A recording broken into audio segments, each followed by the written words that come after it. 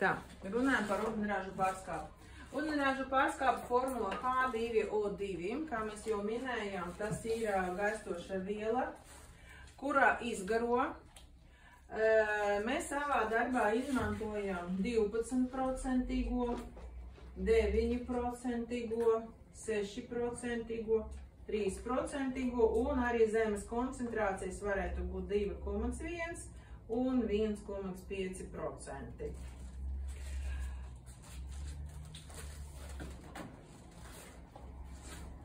Tas ir tādas lielas pudeles. Mūsu darbā mēs izmantojam litrīgu iepakojumā, nu, piemēram, 2,1 mums ir 7 volu, 3 10 volu, pusotras 5 volu, 6 20 volu, 9 30 volu un 12 40 volu. Tie divi veidi apzīmējumi jūs varat satikt uz iepakojumā, vai procentuāli rakstīti koncentrācija vai ar volu. Kas ir volu? Tas ir rādītājs skābekļa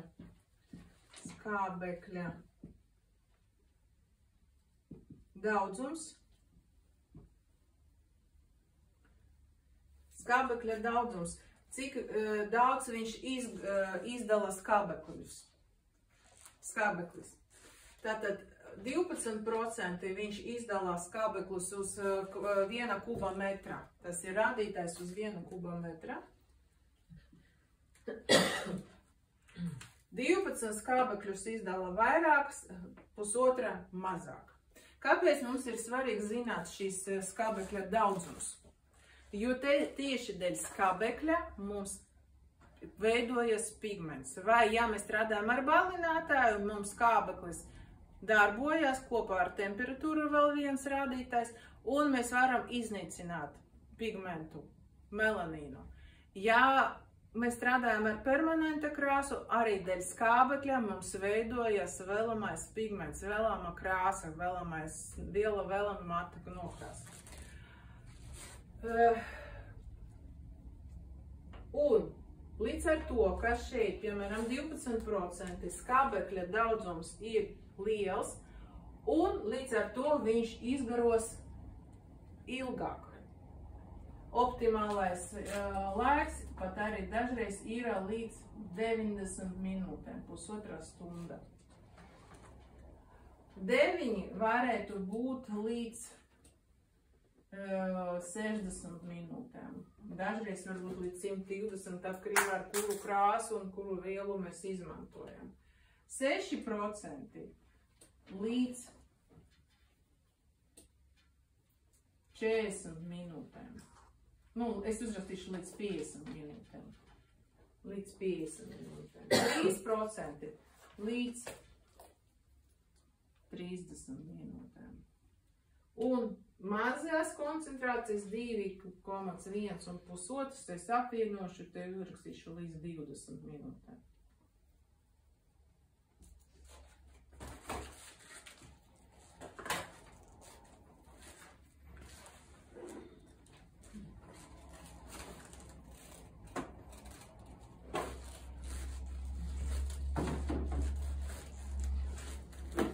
Un tagad es paņemšu, ļoti var labi redzēt to skābekļa izdalīšanu uz vitamīnu piemēru.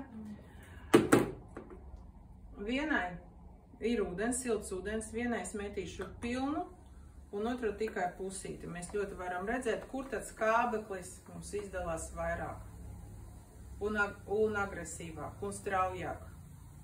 Kur reakcija ir stiprāka? Straujāka. Tur, kur ir lielāks iepakojums. Varam iedomāties, ka te ir 12%, te ir 6%. Nu, arī var salīdzināt, te var iemest pusotra un vēl mazāk, un arī, skatieties, te jau skābekļa izdalīšanas gandrīz nav, te vēl turpinās. Tā strādā šīs skābekļa apjoma izdalīšana, ko parāda mums rādītājs volt. Un arī laika, paskatieties, 12 vēl izdala, bet jau mazāk. Mazāk, mazāk, mazāk un mazāk. Te jau vispār nav. Un ja mēs to reakciju, ķīmisko reakciju apzīmēsim uz grafika, piemēram, paņemsim vislielāku 12% H2O2. Ja? Vai paņemsim šeit, varētu būt, tie paši 90 minūtes, pusotra stunda.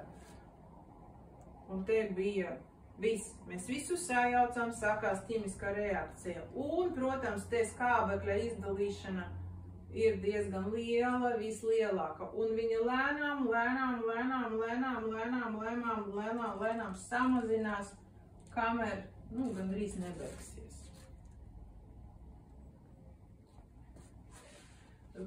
Viņa sāk samazināties, aptuveni, pēc 20-30 minūtēm. Varam pateikt, ka pirmie 20 minūtes ir visaktīvākie. Un tad viņa lēnām samazinājās. Turpinās reakcija, bet jau ne tik strauji, ne tik aktīvi. Kas tas nozīmē? Tas nozīmē, ka mēs ne tikai balinātāji, bet arī visas krāsas jaucam tikai tad, kad mums ir klients jau sagatavots. Citiem vārdiem jums klienti nāk uz krāsošanu, vienalga, vai tā ir šķipsnošana, vai tā ir vienkārši sapņu krāsošana. Jums vajag viņu sākumā diagnostika, konsultācija, klientu sagatavot un pašā pēdējā brīdī jaut krāsu. Jo ķīmiskā reakcija sāksies kur? Bļodā. Ķīmiskā reakcija nedrīkst būt bļodā, ķīmiskā reakcija jābūt matos. Ja jums bļoda nostāvēja 20 minūtes, kamēr jūs vēl tur klientu runājāt, tad jums tā reakcija beigsies jau daudz ātrāk. Un varbūt nesasniegs vēlamais rezultāts.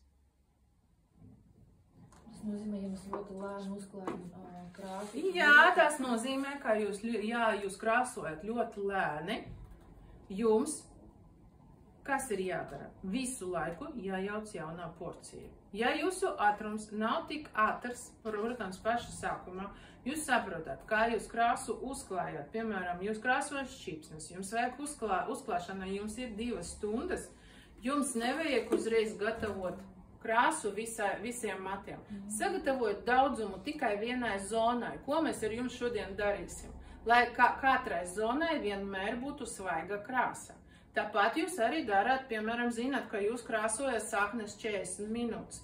Lūdzu, sagatavot 2 porcijas. Sākumā 1 porcijai tur vienas galvas daļai, ātri sajaucat, ja jums jau būs visu sagatavots, sajaucat un uzkrājat to svaigu krāsu otrai krāsas porcijai. Galvas porcijai. Ja? Nevajag tā, piemēram, nevajag tā domāt, ka jūs krāsu sajaucāt visu un te stāv. Nē, viņai jābūt tā reakcija uz galvas, uz matiem, nevis bļodiņām. Tā, par ūdeņražu pārskābļu sapratāt, kā viņi strādā. Ja, tas ir galvenā viela. Ja mēs uzklāsim vienkārši uzliksim pulveri uz galvas, nekas nebūs. Uzklāsim krāsu, nekas nebūs. Viņai vajag aktivātoru. Aktivators, tas ir ūdeņražu pārskābļu. Ūdeņražu pārskābļu vai stipra, vai maza, ko mēs ar jums redzējām tagad, ja? Ļoti labi.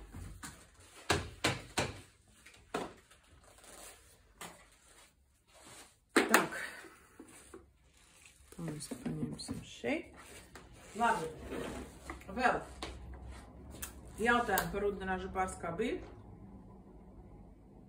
Jums vajadzēs, piemēram, protams, frizētava ir visi procenti.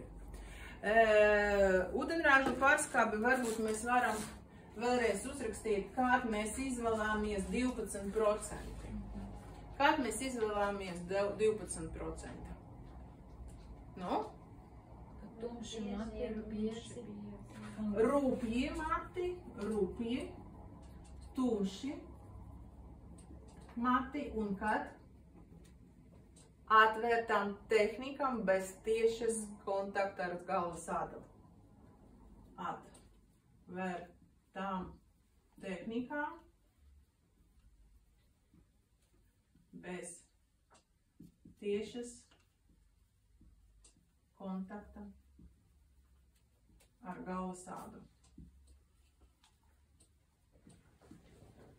ādu. Atvērtām tehnikām ir skaidrs, ka ir bez izolācijas, bez folijas. 9%, kād mēs izmantojam? Šeit mēs varam izmantot jebkuros gadījumos. Mēs varam izmantot šeit atvērtām tehnikām.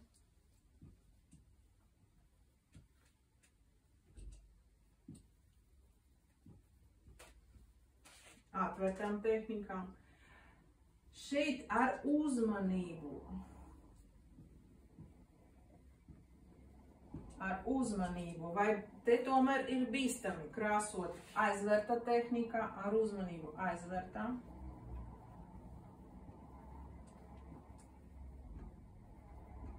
Varbūt šeit aizvērta tehnika strādājot ar 9% ir vērts nomainīt foliju uz plēvi vai uz termopapīru, lai nebūtu šīs papildus siltums. Jāskatās. Es šeit rakstu ar uzmanību 9% ir diezgan stipri tomēr, jā. Šķīpsnošanai, diezgan reti viņu izmanto, jo tas ir pa stipru. Var būt kaut kādi gadījumi, ja mati ļoti tumši, rupji, tad var arī izņēmumi izmantot arī 9%. Ar uzmanību pie galvas ādas.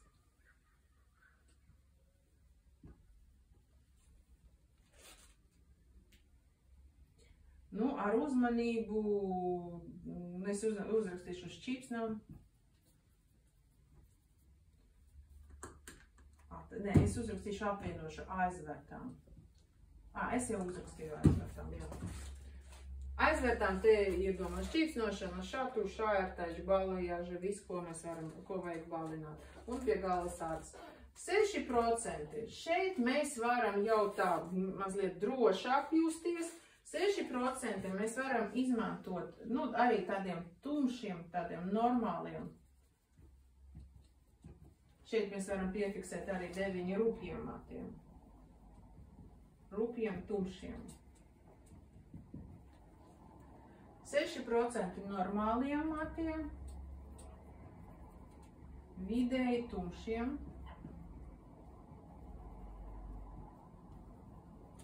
Un šeit mēs varam izmantot aizvērtā veidā tehnikām.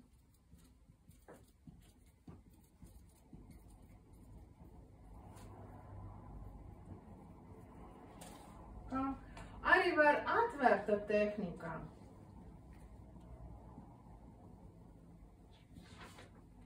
Bet rezultāts būs ļoti maz pamanāms.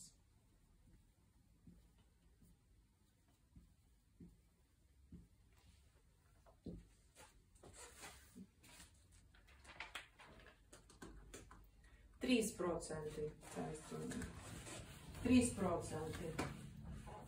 procenti normāliem un plāniem matiem.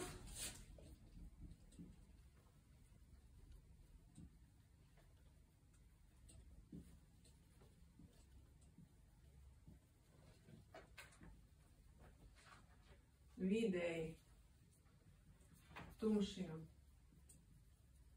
līdz vēršiem. Un te viennozīmīgi aizvērtām tehnikām.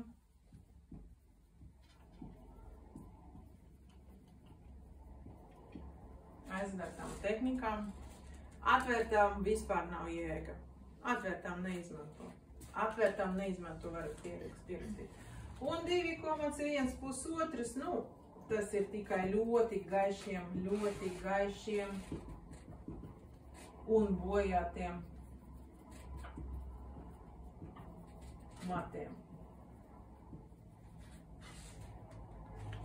Ļoti gaišiem un bojātiem matiem.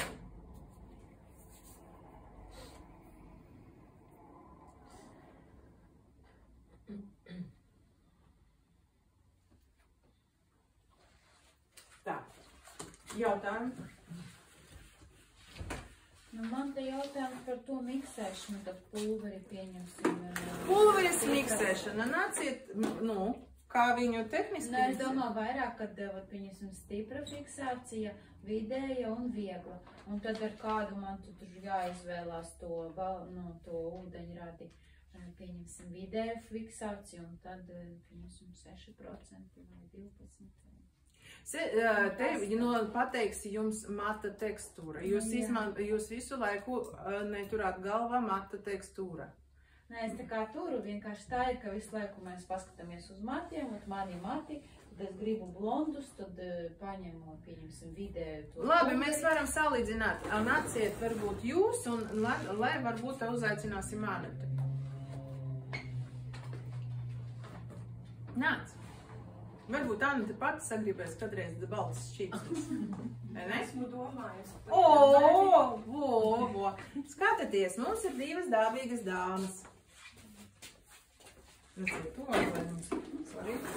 Divas dāvīgas dāmas. Paskatieties viens mats un paskatieties otrs mats.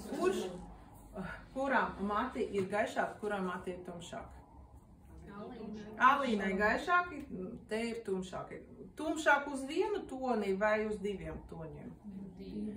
Diviem toņiem, ja? Kaut kur. Un viņi grib, varbūt šķīpsnes tāda kā Lindai, ja? Gaišākas šķīpsnes kā Lindai. Mērķis mums ir viens. Vai mēs izmantosim vienu to pašu pulveri? Šeit mēs varam stiprāku pulveri izmantot? Jā, mēs varam izmantot stiprāku. Šeit mēs varam izmantot stiprāku. Nav vajadzības. Šeit mēs varam izmantot abiem diviem, jo tas arī nav melns, arī nav tumši brūns. Viņš ir tāds, vidēji brūns tonis. Šeit ir tāds saucājs tumšais blonds vai gaiši latviešu pelēks. Jo domāju, ka Lindai mazliet tumšāki nekā Linai. Varbūt arī līdzīgi. Tāds uz pustonīti tur, jā. Tātad, te mēs varam, un tā ir tekstūra. Šeit mati tomēr tādi nav plāni. Šeit ir mati tādi, tad ir rupjāki varbūt. Man liekas plāni. Nē, nav plāni. Varat arī nāciet šeit, arī varat patestēt. Viņi īstenībā te...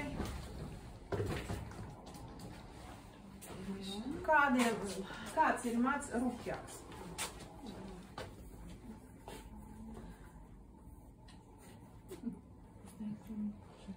Nē, bija ļoti tā masu bija. Masu. Un arī skatāmies arī pa matām, ja mēs varam paskatīties. Viņi pēc bieži un līdzīgas. Jā, diezgan līdzīgas. Jā, diezgan līdzīgas. Paldies Dievam. Rupjāk, jā. Bet tumšāk. Jā. Un viņi grib gaišāk. Vājas līdz 4 toņiem. Līdz 4 toņiem gaišumu. Tad, ja šeit līdz 2 toņiem viņa gaišāk, varam iedomāties, kā vēl 2 toņus klāt, tad viņi tādi būs dzeltenīgāki. Tādas kā sakmītes Lindai. Vai viņi tādus vēlās? Tādus viņi nevēlās, viņi grib gaišākus.